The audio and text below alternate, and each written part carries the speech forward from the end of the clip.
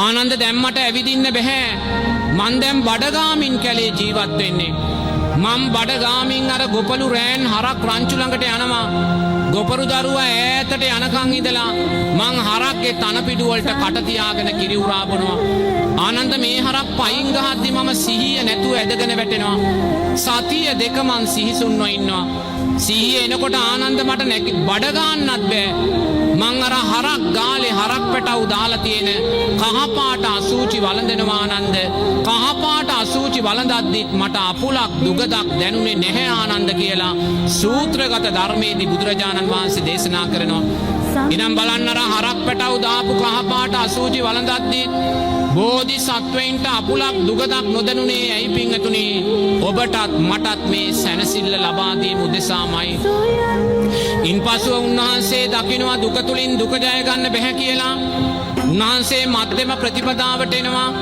ජයශ්‍රී මහා බෝධි මූලේ වාඩි වෙලා අර සුජාතාවගේ කිරිපිඩු දාණය වළඳලා ජයශ්‍රී මහා බෝධි මූලේ වාඩි වෙලා චිත්තයක් අදිෂ්ඨානයක් ඇති කර ගන්නවා. මොකක්ද මේ චිත්තය පිංගතුනි? මාගේ ලේ මස් සම් මැටනහර වියලේවා මම සම්මා සම්බුද්ධ රාජ්‍ය අවබෝධයෙන් තොරව නැගිටින්නේ නැහැ කියලා. මොකක්ද මේ බෝධිසත්වය කරන්නේ පිංගතුනි?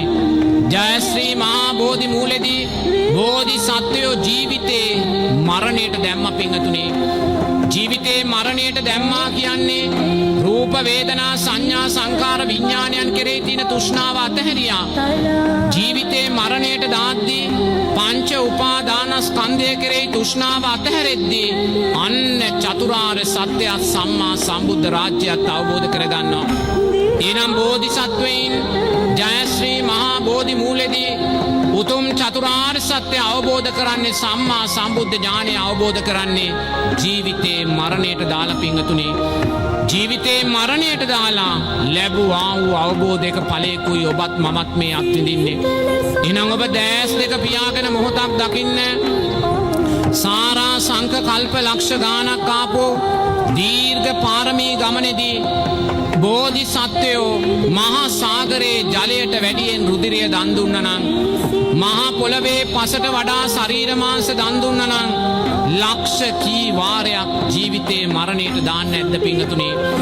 ලක්ෂ කී වාරයක් ජීවිතේ මරණයට දාලා ලැබුවා වූ අවබෝධයක සුන්දර වූ විහිරද්ද ඵලයක්ද අපි මේ මොහොතේ ලබන්නේ පිංගතුනි?